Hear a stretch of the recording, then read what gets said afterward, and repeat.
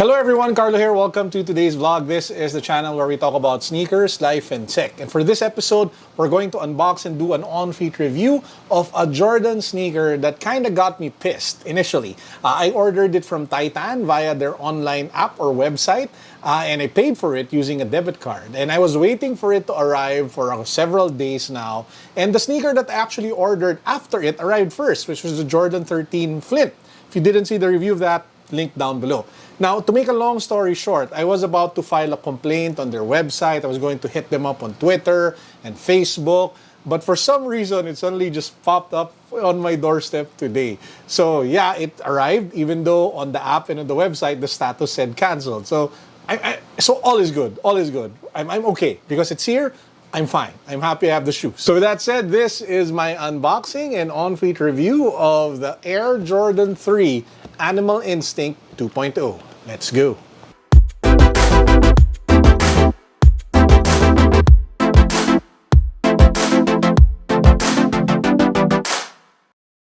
Anyway, if you want to show the channel some love, all you have to do is to give this video a thumbs up. So hit the thumbs up button down below, hit that subscribe button as well.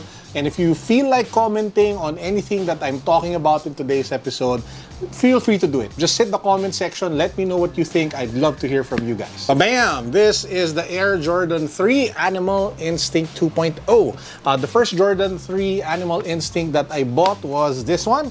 Let me just get it from the ground. So this one uses some more of a safari feel, some fur over here along the side panel in black. You have the cheetah print, you have the zebra print. I mean, it screams really animal. It says Animal Instinct, of course, inside the tongue tab. So this one, if you guys want to see my review of this particular shoe, I'll put the link down below. Now, for Animal Instinct 2.0, they went a different direction. They went away with the safari print, which I think a lot of people will appreciate and like, especially those who are not fans of the safari design. This one is more sleek. It's more leather. It's kind of more dangerous because of the animals that are there. Some bloggers and vloggers are actually saying that this shoe represents the cold-blooded nature of Michael Jordan. I think that's a bit of a stretch. But yeah, after watching The Last Dance, I kind of agree with them. But anyway, so as you guys can see, this is the box. Looks really cool. Different posters, different prints of different Jordans. I got it in size 13. And I got this one again from Titan, their online shop or their website. This one actually unboxes pretty nicely.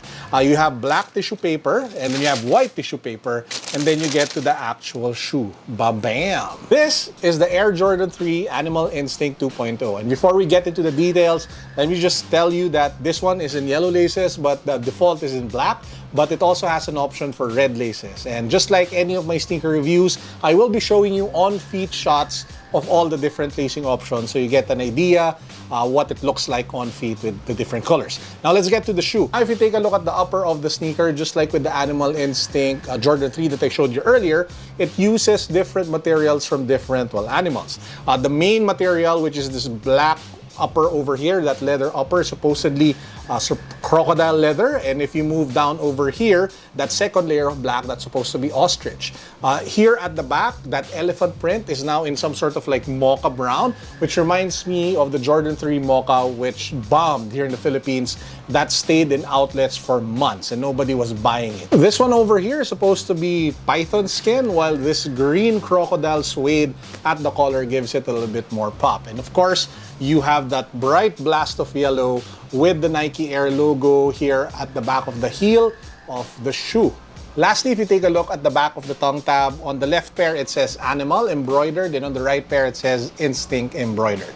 Now right off the bat, you can immediately tell the difference in personality between the two Animal Instinct sneakers. I think this one is a little bit more on the fun and loud side, especially if you take a look at the fur that's literally on the shoe and the prints of, well, zebras, I think, and cheetahs or whatnot. This one is more on the, like what I mentioned earlier, like cold-blooded reptilian kind of vibe when it comes to this particular shoe. Now, of course, it's a little bit bright with the yellow laces on. I'll talk about the lacing options in a bit. But this one is really all about, in Filipino, we call it angas. Maybe, I don't know how do you translate angas in English? I mean, it's just a really kick-ass vibe. That's how I would call it. So that's the personality that you get with this particular Jordan 3. If I were to have just one of the two, I would most definitely go for the 2.0s. Now you have three lacing options for this particular sneaker. If you want to make it fun, a little bit on the hype side, you can go with the yellow laces, and it actually looks good because it matches the Jumpman logo here at the back as well as the eye stays of the shoe. Now, if you want to draw even more attention to it, you can actually go mismatch. You can wear the yellow laces on the left and you can wear the red laces on the right. If you want to dial up the kick-ass vibe or the angas volume, you can probably wear it with the red laces because it just gives it a more of a killer instinct, more than animal instinct kind of look with the dark black reptilian skin and then the blood red laces. If you want to keep it subtle, then all you have to do, use the default laces, black on black, doesn't go wrong. Only pop of color that you get is the yellow, looks fine. So you end up having three lacing options, making it a very versatile sneaker, and that's why I'm loving it so much. Perhaps the only main issue with this particular shoe is the price point. The retail price is over 12,000 pesos here in the Philippines. That's around 240, 250 US dollars, making it a pricey shoe just on retail. I mean, bam, it is expensive. And not a lot of people will probably buy it because I don't think there's like high resale value for it. But this is like the type of shoe that I buy mainly because I really like it. I'm kind of happy for the fact that it doesn't like resell for a lot, and it was kind of easy to get. In fact, it's still sitting on the Titan website and app to this day, to the time that I'm recording this video. And I say that because I'm a huge fan of Jordan 3s. If you check my video where I talk about the best Jordans in my collection, I mentioned that my favorite all-time Jordan pair of kicks is still the Jordan 3 Bio Beige or Justin Timberlake higher shoe. Brown suede, black orange laces, killer look, killer vibe. So much fun. Love that shoe a lot, and it's still here in my collection. In fact, if I think about it, Air Force Ones will probably be the most number of sneakers I have in a particular silhouette. Jordan 3s would probably be either a second or a third. So yeah, that's my quick review and unboxing of the Jordan 3 Animal Instinct. Let me know what you guys think of this sneaker in the comment section down below.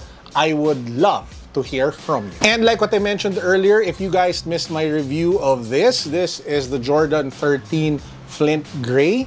I'll put the link down below or somewhere up here so you can watch it as well. Really nice shoe. I mean, I'm kind of happy that it's so much easier to cop sneakers now than before. Before, they would be just like totally all sold out and you would have to line for them up physically. I am loving the pivot of online sneaker shops to digital. So all you need to do is to either go online on a website or an app or join a raffle. It's totally random. If you win, you win. If you lose, at least you didn't put effort lining up.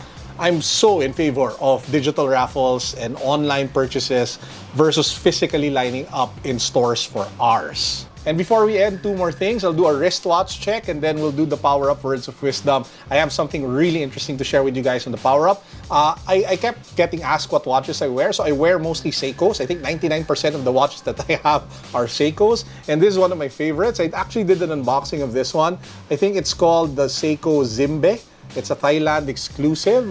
This one though, I bought it because it reminds me of my favorite character from the Marvel universe, which is Thanos. So you have the blue, the purple, and the gold. That's why I have like a massive Infinity Gauntlet. If you guys don't get it, huge fan of the Mad Titan.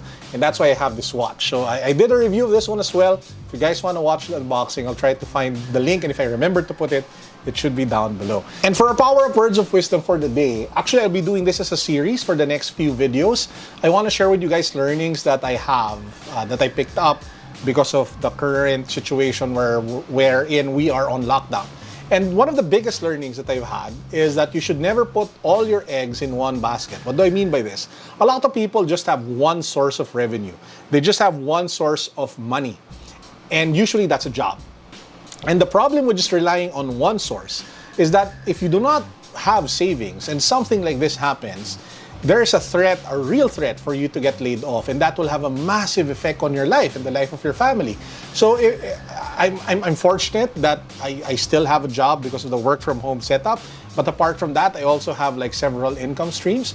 And that's what I would recommend to you guys as well. Now, after this pandemic, eases up, if you start getting back into the groove of things and start getting your job back, you might want to take a look at either side hustling, doing a side business, investing in stocks, try to research different kinds of way you can make money parallel to the job that you have. Just a learning from this experience. Everything that I just said can be captured in one word, which is our power-up word of wisdom for the day: diversify. Okay, and with that said, I hope you guys enjoyed our